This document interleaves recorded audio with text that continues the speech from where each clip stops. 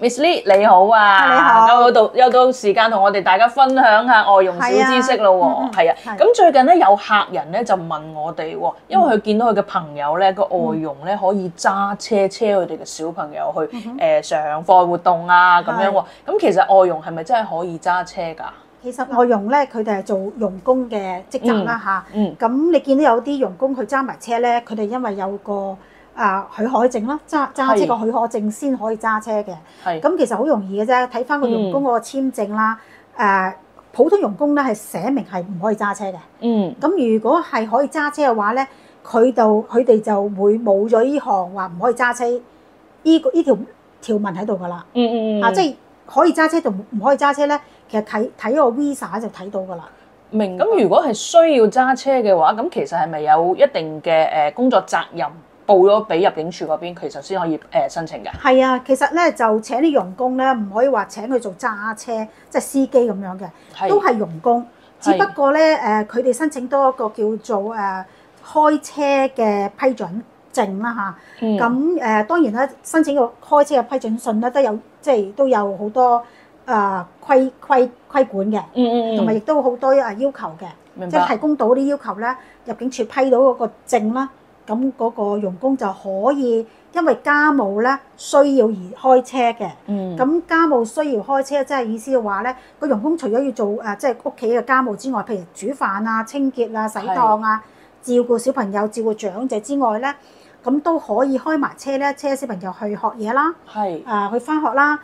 即係老人家去睇醫生啦，或者屋企有寵物車，寵物去打針啦，或者去買餸啦，去市場買餸啦，都可以嘅。明白。咁其實係咪都好多問題要問？即係會唔會話要問翻個頻率啊、次數啊等等㗎？係啊，其實個申請咧都唔係話好容易嘅。咁其實都係每個依啲咁類嗰個申請啦，都有一啲要求咧，要僱主提供嘅。譬如僱主提供多啲文件啦，譬如提供架車啲牌簿啦、行車證啦，咁睇下架車咧係咪屬於啲合格嘅佢哋批嘅車輛啦，譬如家庭嘅車啦，或者嗰啲7人座位嘅van 啦。如果啲開篷車，或者一啲多過7人座位啲咧就唔批嘅，跑車都唔批嘅，係啦。OK。咁就另外仲要解釋咁入境處都有一辣嘅問題啦，要僱主咧逐項去解釋，同埋提供佢哋需要知道嘅資料嘅。OK，咁即係其實如果佢個目的係要車小朋友去課外活動，係咪需要提供埋課外活動嘅資料？係啊，入學資料嗰啲啊。佢哋咧就入境處要求咧。個傭工咧，佢如果係要車小朋友去返學放學咧，咁就要僱主提供咧小朋友嗰啲學生證咧，證明即係喺香港有上學啦。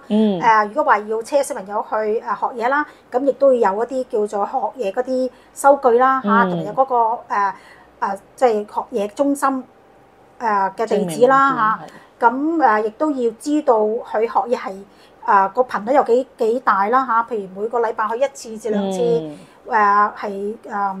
可能去唔係淨係佢住嘅附近地方，可能好遠嘅地方都有啲證明咧。唔係好近佢屋企嘅。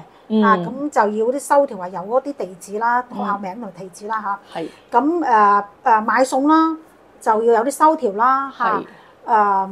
亦都譬如醫生睇醫生啦，帶啲主人出去睇醫生咧，都有醫生收條啦，同埋地址啦嚇。咁知道個僱主個需要係除咗做家務之外，都要去兼顧。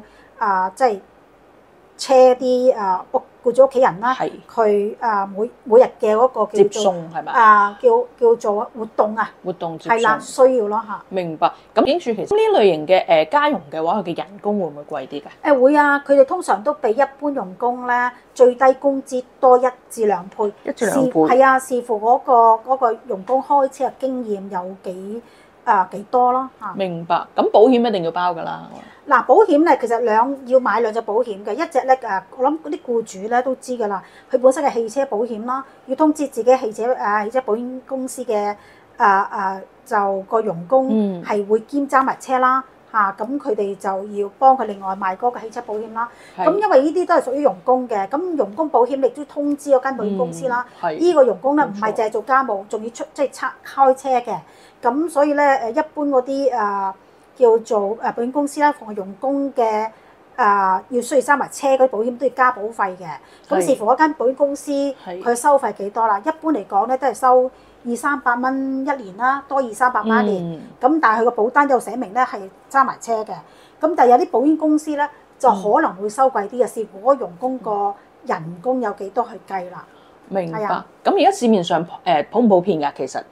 其實就我哋啲客路咧都可以話都有好多需要，因為佢哋住嘅地區比較唔係咁方便啊，係啦，所以佢哋係即係特別會需要個傭工咧佢開埋車嚇，因為佢哋咧通常都小朋友返學咧好早啦，啲學嘢又多喎，好頻密，哇！即係咧，冇錯啊，啲時間真係分配得好。如果係嗰陣搭嗰啲交通工具咧，真係可能係達唔到佢哋嗰個。即係嗰個時間表啊，準時啊，咁變咗就佢哋通常都係除咗有1-2個傭工之外咧，都其中一個傭工咧，都係會開埋車嘅，係啦。明白，即係如果其實僱主真係有呢方面嘅需求，其實新 Tech 都可以提供到呢方面嘅傭工俾佢哋揀選嘅。係啊，其實我哋都當然我哋好多本地嘅傭工係做家用嘅，咁有好少部分咧都係。喺香港有經驗就開埋車嘅，係啦。咁當然啦，佢哋即係佢喺香港有經驗開埋車嗰啲 permit 咧，就喺現時嘅僱主，只係幫佢現時嘅僱主佢因為家庭工作需要而去開車啦。咁但係如果佢轉一個新僱主嘅話咧，就由頭開始申請㗎啦。係，明白。